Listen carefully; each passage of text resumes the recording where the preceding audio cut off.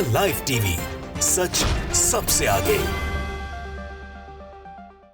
2024 का लोकसभा चुनाव सर पे है, लेकिन भारतीय जनता पार्टी की हालत हर रोज खस्ता होती जा रही है, मतलब खराब होती जा रही है। गोदी मीडिया आपको नहीं बताएगा, इसलिए आपके लिए बड़ा हैरान कर देने वाला होगा।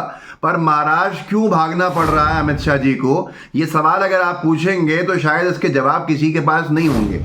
महाराष्ट्र हो, बिहार हो, हर जगह भारतीय जनता पार्टी पे संकट ही संकट है। और वो संकट इसलिए है कि यहाँ जनता ने तो उनको चुना नहीं था।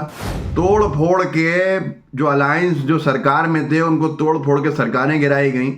और फिर अब जब चुनाव वापस सर पे आ गया है लोकसभा का, तो टिकट डिस्ट्रीब्यूशन को लेकर जिस तरह से जूतम पेल कह लीजिए, हाथापाई कह लीजिए, आपसी मतभेद कह लीजिए, मनभेद कह लीजिए, महाराष्ट्र में जो बीजेपी या गठबंधन है उसके बीच देखने को मिल रहा है, वो सबके सामने है। मीडिया में आप ढूंढेंगे तो शायद छोटा मोटा कुछ मिल जाए, लेकिन बड़ा सवाल यही है कि सबसे बड़ा झटका जो पड़ा है और जो देखने में प्रमाणित हो गया कि महाराष्ट्र में सब ठीक नहीं है।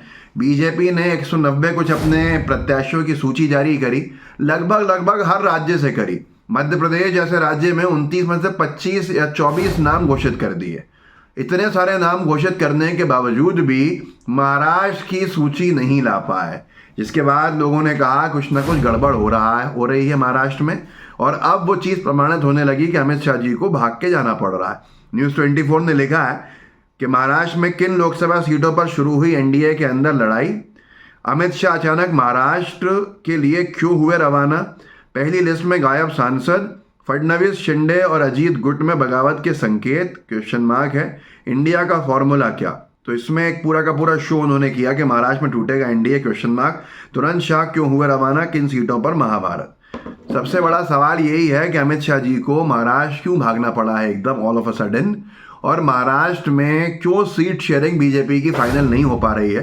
क्योंकि भारतीय जनता पार्टी औकात जानती है जिन लोगों को तोड़ के लाई है, और उसे मालूम है कि असली फेसेस चाहे वो एनसीपी के हों तो शरद पवार हैं, शिवसेना का असली फेस हो तो वो उद्धव ठाकरे हैं।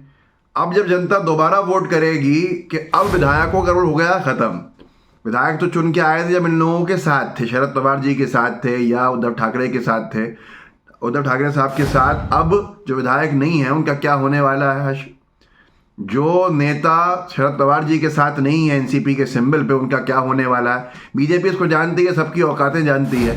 भारतीय जनता पार्टी जितना मैंने सुना है कि नहीं चाहती बहुत सारे टिकट्स देना एनसीपी अजीत पवार गुट को या फिर शिंदे गुट की शिवसेना को, क्योंकि उन्हें मालूम है कि ये जीतने का दम रखते नहीं है।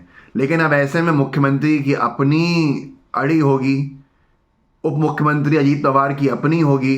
भारतीय जनता पार्टी के ऊपर ये जो संकट है ये बढ़ता ही जा रहा है। और अब आप खुद सोच लीजिए कि अगर अमित शाह जी को भाग के जाना पड़ रहा है, क्योंकि कुछ भी हो जाए भैया अमित शाह जी की पार्टी, समझिए आप इसको। नड्डा जी क्या हैं, अध्यक्ष हैं, लेकिन कितनी अध्यक्षता चलती है उनकी सबको मालूम है। अमित शाह जी ना अध्यक्ष हैं, ना पार्टी के पदाधिकारी हैं, मंत्री हैं। अपने मंत्री पद की जिम्मेदारियों को छोड़ के वो रात दिन राजनीति को संभालने में लगे रहते हैं बीजेपी के। बड़ा अजीब सा बीजेपी का सिस्टम है जो समझ में नहीं आता। द इंडियन एक्सप्रेस ने भी लिखा है कि Amit Shah heading to Maharashtra as NDA seat sharing troubles, BJP discontent mount, BJP is facing internal differences as well as heat from alliance over allotment of seats for Lok Sabha polls in Vidarbha, North Maharashtra and Marathwada region। अब ये सारी की सारी चीज़ें Bharatiya Janata party के लिए किस तरह की मुसीबत ला रही हैं, इसका अंदाज़ा भारतीय जनता पार्टी को होगा। कोई गोदी मीडिया नहीं दिखा रहा तो आपको नहीं होगा। एनडीटीवी ने लिखा बीजेपी वर्सेस एकनाथ शिंदे सेना over Lok Sabha seats in Maharashtra.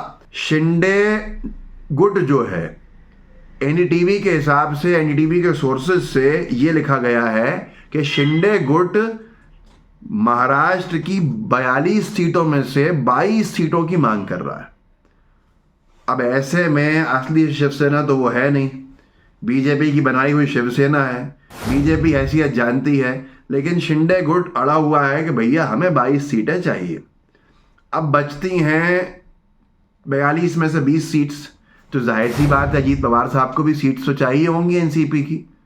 कुछ नहीं तो एनसीपी 8 सीट्स तो लेगी, तो क्या बीजेपी 12 के में झुंझुना बजाएगी? बड़ा सवाल है। बीजेपी के खुद के नेता नाराज होना है अब इससे। ये पूरी की पूरी हाँ, ये अजीत पवार जी के फैक्शन ने अपनी मांग रखी हुई है 10 सीटों की। भारतीय जनता पार्टी के बचती हैं वही 10 सीटें। 42 में से 10 सीटें बीजेपी को देने को तैयार हो रहे हैं। कौन कौन लोग? एकनाथ शिंदे जी और अजीत पवार जी, जिनको बीजेपी ने बहुत बड़ा बना दिया। ऐसे में भारतीय जनता पार्टी के लिए अब मुसीबत में अमित शाह जी को जाना पड़ रहा है। और अमित शाह जी का जाना ये साफ बताता है कि भैया अब बीजेपी के स्टेट यूनिट के हाथ से पूरा का पूरा मामला निकल चुका है। शिंदे फैक्शन 22 सीटें कह रहा, 42 सीटों में से जो 2019 का फॉर्मूला था इनका कि भैया पहले जितने हमें शिवसेना को मिली उतनी दीजिए। अब शिवसेना कितनी असली है बीजेपी भी जानती है। अब बीजेपी का जो पोजीशन है वो इस वक्त बड़े भाई की तरह है राज्य के अंदर। इन तीनों में अपर हैंड बीजेपी के पास है। बीजेपी इनकी लंका लगाना चाहती है, लेकिन वहाँ राज्य की सरकार पर फर्क पड़ जाएगा सीधे। ये बहुत विपरीत विचारधाराओं का जो गठबंधन है ये बहुत चलता नहीं है। और भारतीय जनता पार्टी ने 400 का टारगेट रखा हुआ है कि भैया 400 सीट जो है हमें लड़ना है, 370 पे जीतना है। 370 में से ये लोग जो कम कर देंगे शिवसेना वाले, एनसीपी वाले, तो बीजेपी की तो हालत खराब होगी ही होगी। अब भारतीय जनता पार्टी क्या करेगी क्या नहीं करेगी विदर्भ में, नॉर्थ महाराष्ट्र में और मराठवाड़ा रीजन में, इन तीनों इलाकों में। क्योंकि अगर आप देखें जो मराठवाड़ा रीजन्स हैं इसमें जो डिस्टर्बेंस होगा, ये कांग्रेस वैसे ही मजबूत है इन इलाकों के अंदर। विदर्भ में शरद पवार साहब का अच्छा स्ट्रांग होल्ड है। अब नॉर्थ महाराष्ट्र में क्या करेंगे क्या नहीं करेंगे ये समझ से बाहर है। अब सबसे बड़ी चीज़ ये है कि कोऑर्डिनेशन बीजेपी और शिवसेना के जो नेताओं का है वो बताया जा रहा है कि उसमें भी अब संकट आ रहा है। और साफ तौर के ऊपर अमरावती, रत्नागिरी, सिंधुदुर्ग, विदर्भ कोंकण रीजन है। और शिवसेना के पूर्व एमपी आनंदराव अजसुल जो हैं वो अमरावती सीट पर क्लेम करे हुए हैं। बीजेपी चाहती है नवनीत राणा जो निर्दलीय जीत कर आई थी सांसद और उनकी विचारधारा को सूट करती हैं, वही उसी तरह की मामले बातें हैं। अब मैं क्या बोलूँ उसके आगे, खैर उनकी विचारधारा को सूट करती हैं, बीजेपी उन्हें टिकट देना चाहती है। लेकिन अमरावती से पूर्व एमपी रहे हैं शिवसेना के आनंदराव अजसुल, वो शिंदे गुट की तरफ से क्लेम करे बैठे हुए हैं। तो ये सारी की सारी चीज़ें हैं। यूनियन मिनिस्टर हैं नारायण राणे, जिन्होंने महाराष्ट्र स्वाभिमान पक्ष के साथ बीजेपी में मिले थे आके, अब उन्होंने और परेशानी खड़ी कर दी है शिवसेना के लिए। राणे कह रहे हैं कि बीजेपी रत्नागिरी सिंधुदुर्ग कॉन्टेस्ट करेगी, शिवसेना का कहना है कि भैया ये तो हमारे गढ़ हैं। ये सारी चीज़ें महाराष्ट्र में इतना कुछ पका चुके हैं कि भारतीय जनता पार्टी के लिए अब महाराष्ट्र से मुश्किल कुछ भी नहीं होगा। इस वीडियो को आगे बढ़ाइएगा, लोगों को आप जागरूक कर सकते हैं, ज़रूर कीजिए, ताकि लोगों को पता चले कि हो क्या रहा है आखिर जो गोदी मीडिया नहीं दिखा रहा है। जय हिंद, जय भारत। द लाइव टीवी, सच सबसे आगे।